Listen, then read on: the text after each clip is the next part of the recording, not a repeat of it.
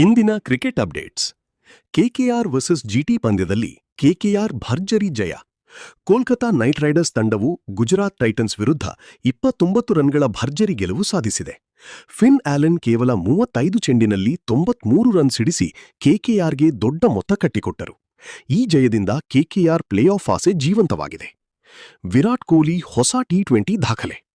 Virat Kohli T20 ಕ್ರಿಕೆಟ್ನಲ್ಲಿ 10 ಶತಕಗಳನ್ನು ಪೂರೈಸಿದ ಮೊದಲ ಭಾರತೀಯ ಆಟಗಾರರಾಗಿದ್ದಾರೆ.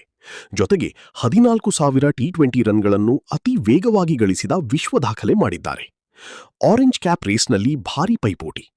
ಸಾಯಿ ಸುದರ್ಶನ್ ಮತ್ತೆ ಆರೆಂಜ್ ಕ್ಯಾಪ್ ಪಟ್ಟಿಯಲ್ಲಿ ಮೊದಲ ಸ್ಥಾನಕ್ಕೇರಿದ್ದಾರೆ. ಶುಭ್ಮನ್ ಗಿಲ್ 2ನೇ ಸ್ಥಾನದಲ್ಲಿದ್ದಾರೆ.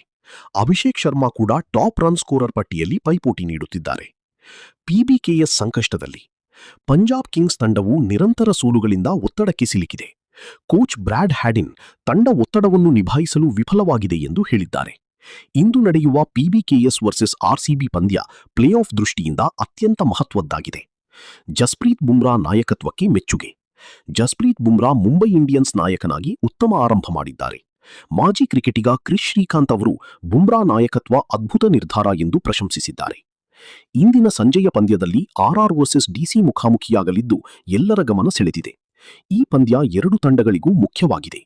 ಸೂರ್ಯವಂಶಿಯ ಆಟ ನೋಡಲು ಅಭಿಮಾನಿಗಳು ಕಾತುರದಿಂದ ಕಾಯುತ್ತಿದ್ದಾರೆ.